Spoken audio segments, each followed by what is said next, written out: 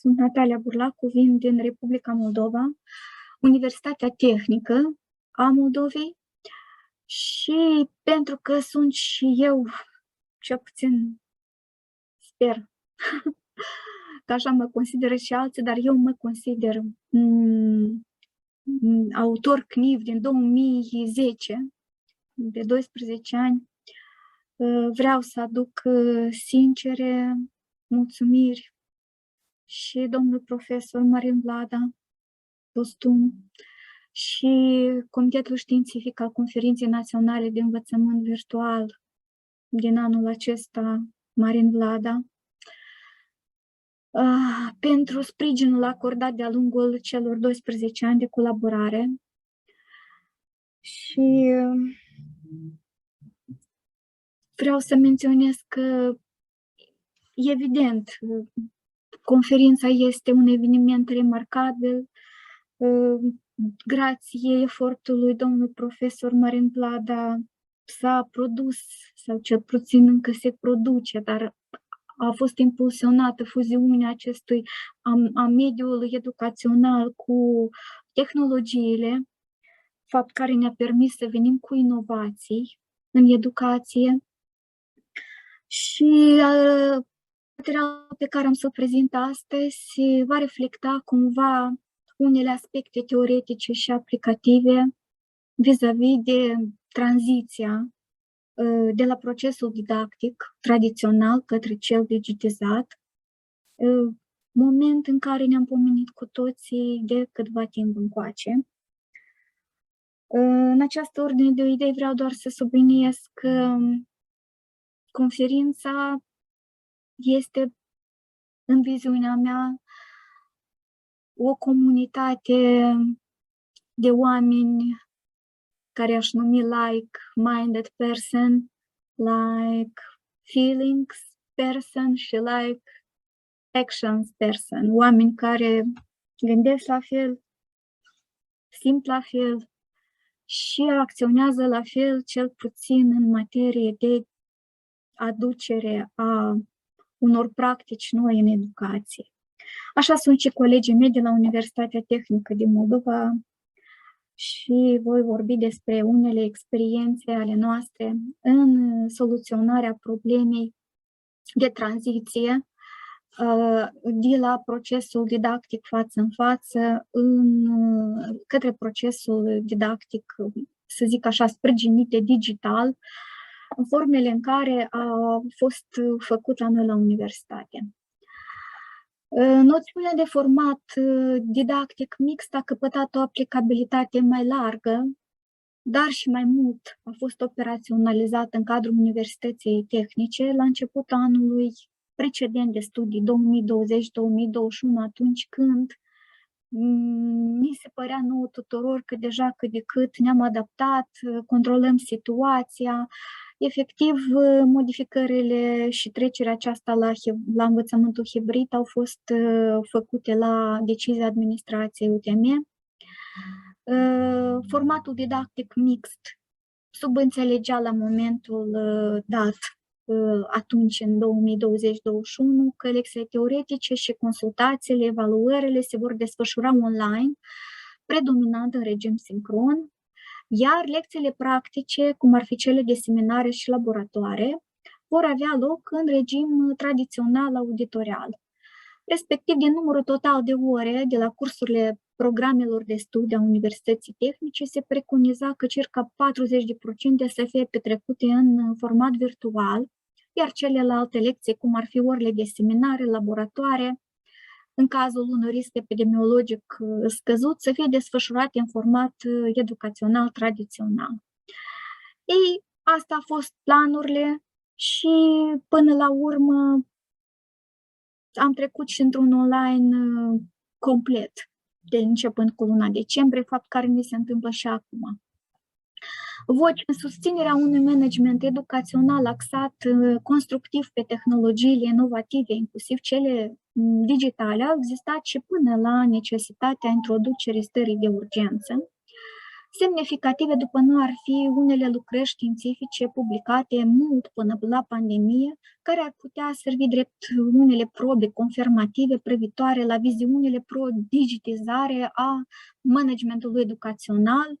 În particular, în 2005, în Statele Unite, apare cu niște lucrări doamna cercetătoarea Idalyn Keshner se pronunță activ pentru soluții de management strategic sprijinit de tehnologii în rezolvarea problemelor emergente în instituții și companii de diverse tipuri, inclusiv educaționale.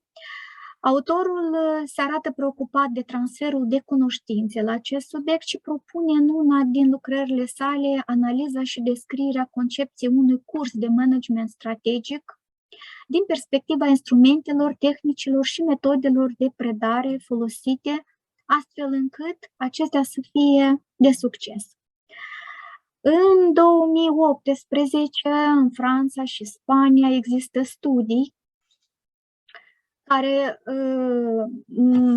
după Sergio Vázquez Brofman și Olga Alfonso Pellegrin, care în investigațiile sale asupra implicațiilor digitalului în predarea mixtă, blended learning, susțin că digitalul este motivul producător de schimbări revoluționare pe dimensiunea inclusiv a managementului educațional executiv și au un impact profund, mai ales în programele personalizate, ca răspuns la mediul extrem de dinamic în care se desfășoară această activitate.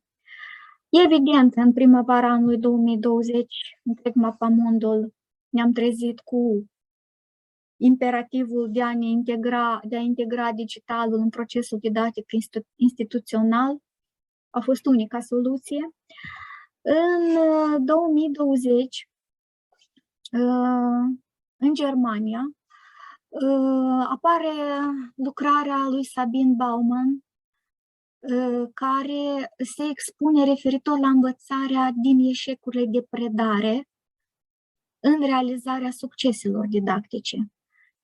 Vorbește despre o strategie de predare prin nepredarea strategiei și despre unele aspecte de management educațional strategic aplicate în cadrul cursurilor, predării cursurilor în format online și hibrid.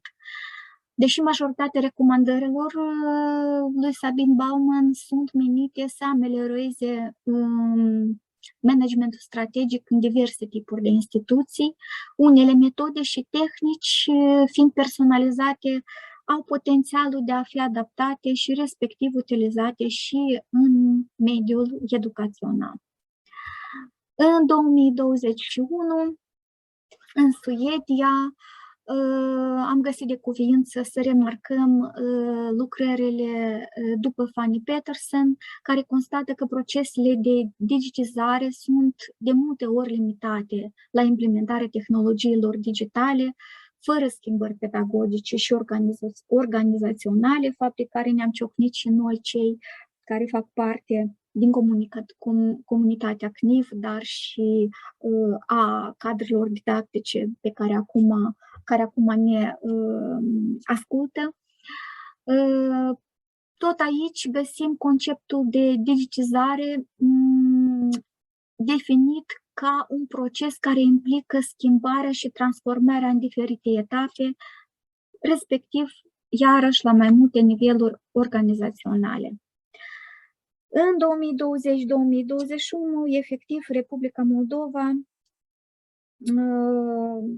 a fost receptivă și a reacționat la planul de acțiune emis de Uniunea Europeană, Eravis Corona. La noi a fost susținut de Ministerul Educației, Culturii și Cercetării și Agenția Națională pentru Cercetare și Dezvoltare. Și atunci mai multe instituții de învățământ universitare, inclusiv Universitatea Tehnică, a răspuns la apelurile lansate, scriind mai multe proiecte, unele dintre care deja s-au finalizat, altele sunt încă în desfășurare. și în cadrul cărora noi am încercat să acționăm și să soluționăm cumva problemele cu care ne-am confruntat pe parcursul acestei tranziții a procesului educațional dintr-un format didactic față în față la cel hibrid sau online. Cazul UTM, cum am văzut noi în ce am găsit noi anumite soluții.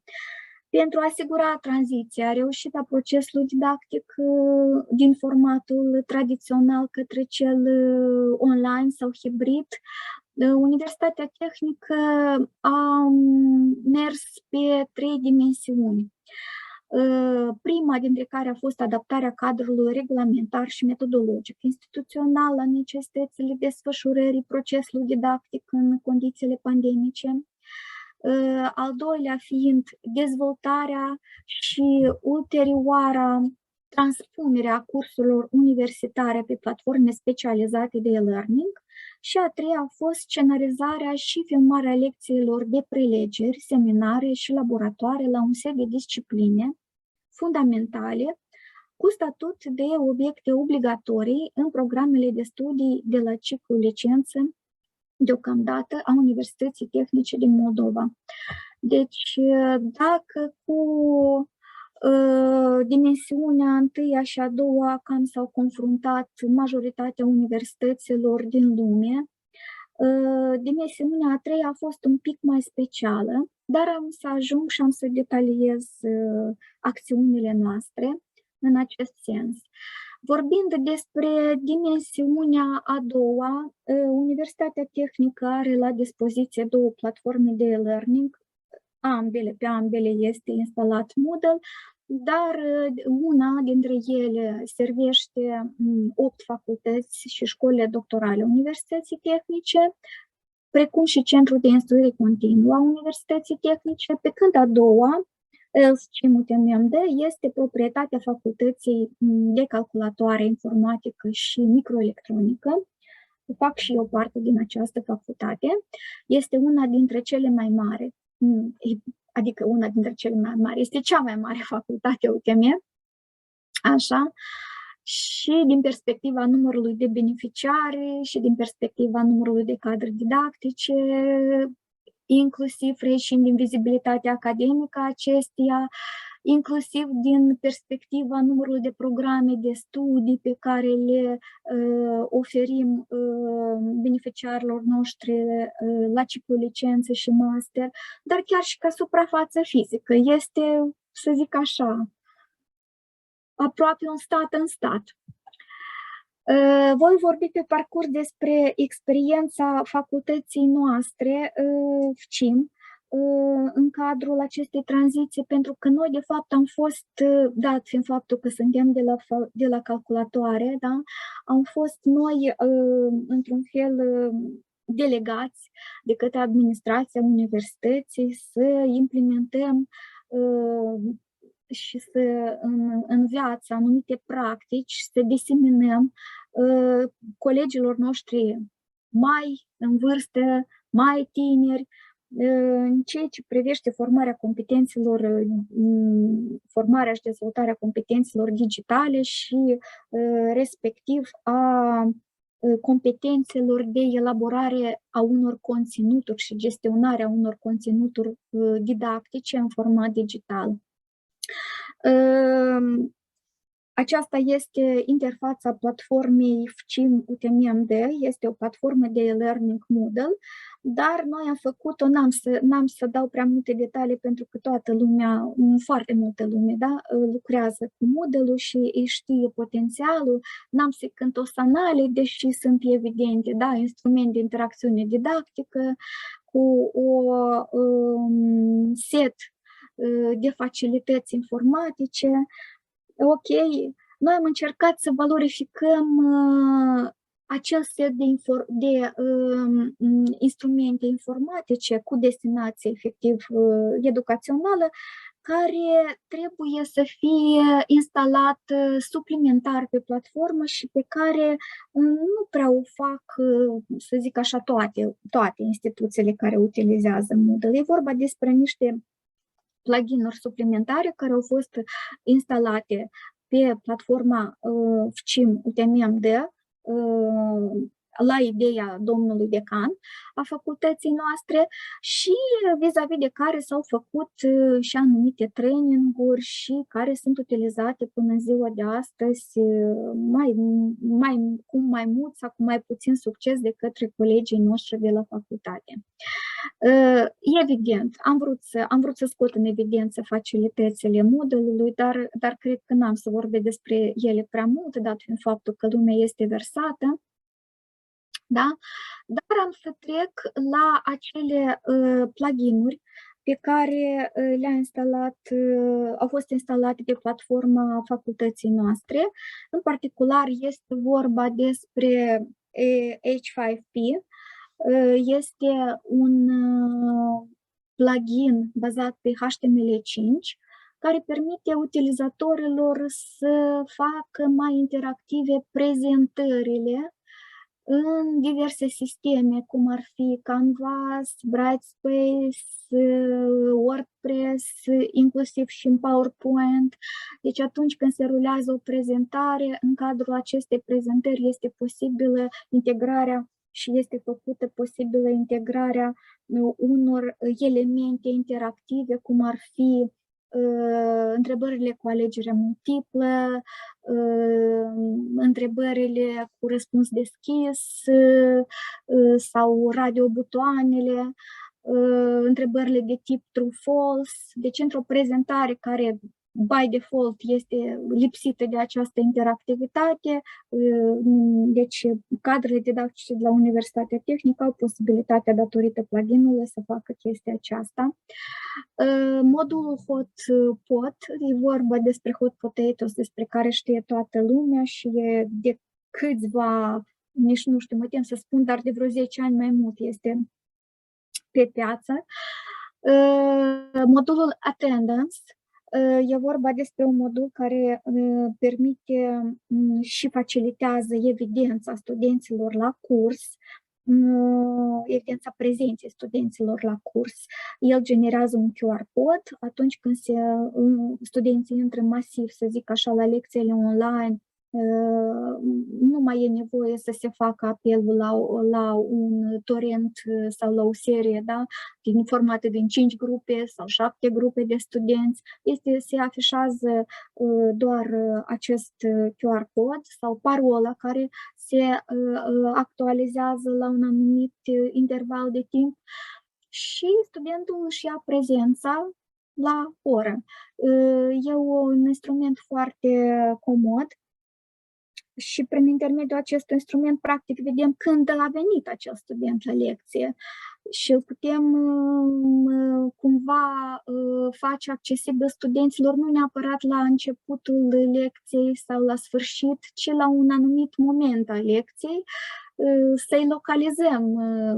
E foarte greu, știm cu toții, să ducem această evidență a cursanților noștri la lecțiile online, pentru că nu ești niciodată sigur că în spatele monitorului îți stă acel număr de studenți pe care te aștepți să iei la lecție. Deci un alt plugin a fost Big Blue Button. Este un plugin care am văzut că îl folosesc și la unele conferințe, dar un sistem de conferințe web implementat chiar în cadrul platformei Moodle. Destul de comod, deși majoritatea totuși pledează pentru sistemul de videoconferințe de pe Teams. Și un alt plugin, alte plugin-uri au fost plugin-urile de jocuri, prin intermediul cărora profesorii încearcă să implementeze într-o formă mai, să zic așa, mai puțin formală, un pic mai distractivă, da? Care iarăși mențin și atenția studenților la curs, dar și ne permite inclusiv să monitorizăm acea prezență. Nu mai vorbesc despre faptul că încercăm să vedem în ce măsură a fost recepționat și asimilat materialul livrat la curs. Da?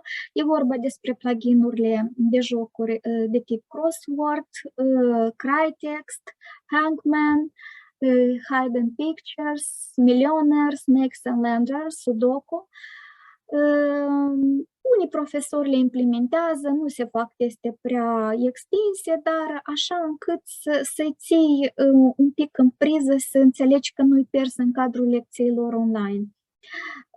Și ultimul plugin foarte prețios pentru facultatea noastră este pluginul Virtual Programming Lab, care permite, implementat și el la rândul lui în Moodle, care permite, este un plugin de laborator virtual, așa, modul care permite gestionarea însărcinărilor legate de programare și care are astfel de caracteristici precum ar fi editarea codului sursă într-un program de browser, cursanții pot rula programe interactive în browser, pot fi testate și revizuite, menținute programele respective, permite căutarea asemănărilor, similitudelor dintre fișierele cu codul sursă, adică în fel monitorizăm nivelul de plagiere, să zic așa, a codului sursă, care este actual și pentru cei care fac informatică. Deci, vorbim despre dimensiunea a treia, care ținea de acea diagramă pe care am prezentat-o anterior. Aceea a fost cu totul deosebită și atunci când ne-am mișcat noi pe acea a treia dimensiune care prevedea scenarizarea și filmarea la propriu a unor lecții la cursurile fundamentale studiate la UTM, deci a fost o dimensiune ieșită din comun, așa, cu totul exclusivă. Ideea a fost a domnului rector și a fost preluată de la alte două renumite universități, cum ar fi Massachusetts Technology, așa, Universitatea Institute of Technology și Stanford University. Am încercat să analizăm ce au acești mastodonți pe platformele lor de cursuri, așa, le mai spunem Massive Open Online Courses, dar nu e neapărat și nu suntem siguri că ne încadrăm în acest concept cu ideea noastră, dar cel puțin a fost făcut acest efort. Deci ambele universități au dețin platforme educaționale proprii cu conținuturi educaționale de lecții filmate. Sunt cu acces deschis pentru publicul interesat, posibil au și cu acces închis pe cele, chiar nu am avut posibilitatea să le analizăm, dar cele care au fost cu acces deschis pentru cei din afară le-am văzut și am încercat în baza lor să ne creăm un model pe care să-l putem și noi implementa la universitatea noastră. Ne-am inspirat din interfața Meet Open Courseware, așa, unele aspecte care țin de interfață și de organizarea cursurilor sunt preluate de aici. Altele sunt preluate de pe platforma Stanford University, în particular pe Stanford Engineering Everywhere.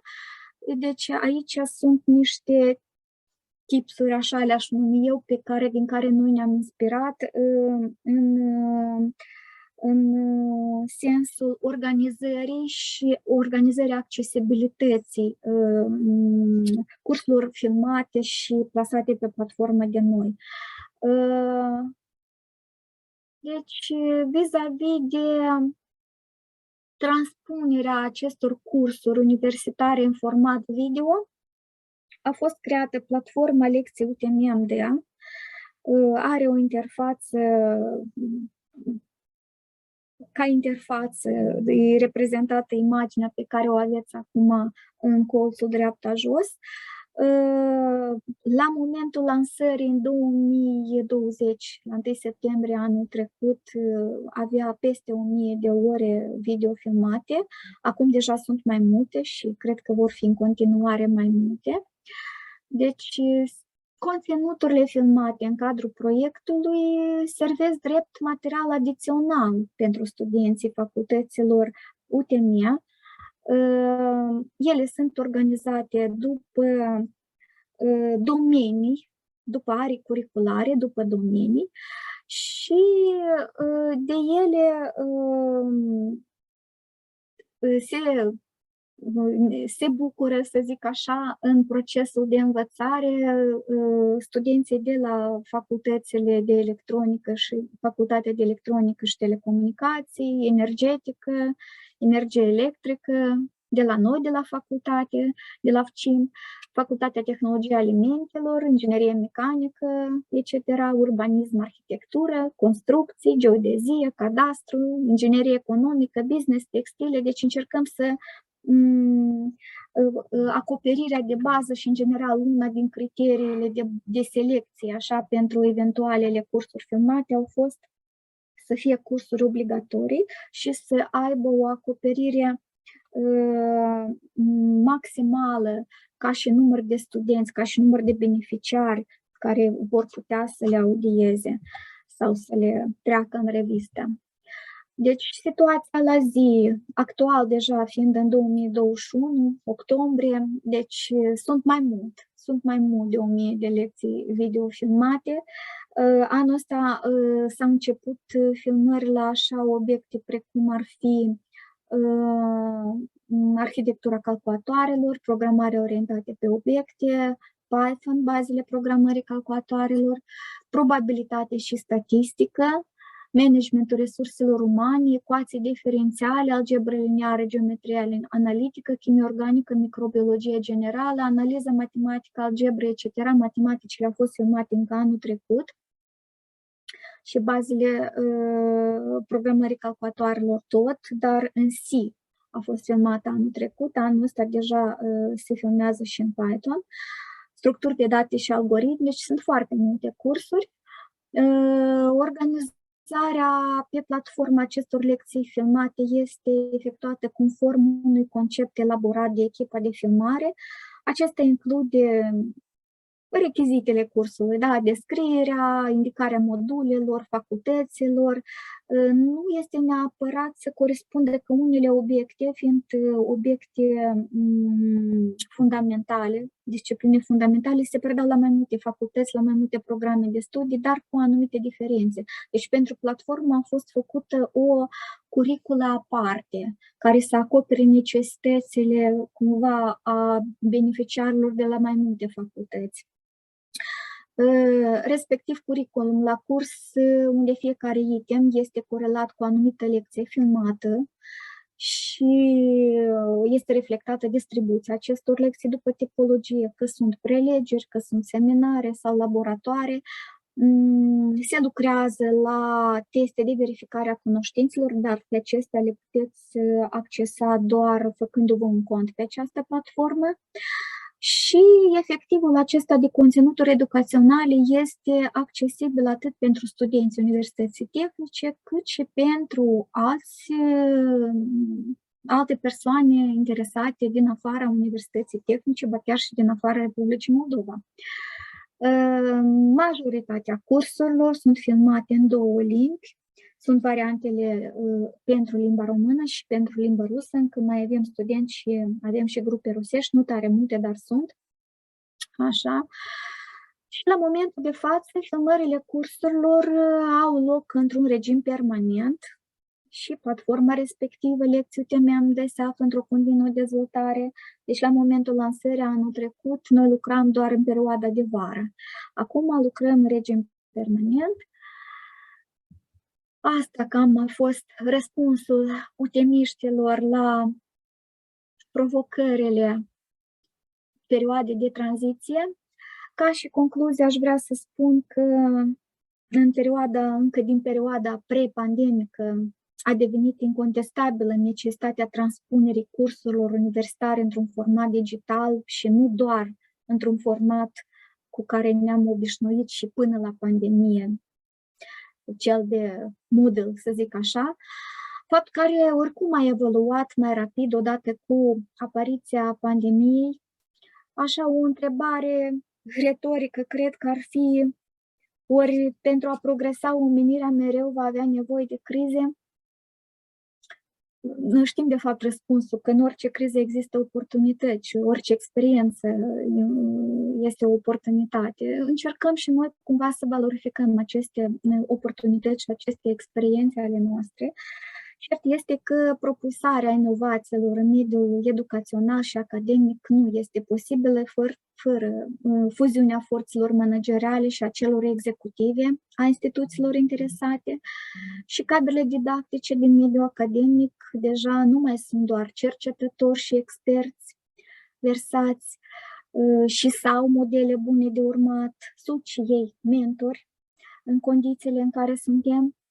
Și grație digitalizării, conținuturile didactice educaționale și tandemul, grație digitalizării conținuturilor didactice, tandemul dintre profesor și student obține posibilitatea să treacă de la transmiterea de cunoștințe fundamentale către conceptul de predare condusă de cercetare, care este, după părerea mea, unul cu adevărat abil să familiarizeze studenții cu evoluțiile actuale și rezultatele cercetării și expertizele din domeniile de care sunt interesați. Asta înseamnă că digitalizarea cursurilor universitare este o treaptă care ar asigura transformarea necesară și, cum au spus-o și antivorbitorii mei, politicile și strategiile trebuie să constituie un obiectiv pentru, eu am scris conducerea instituțiilor, dar cred că și pentru conducerea altor instituții decât universitare, acum instituțiilor de stat. Da.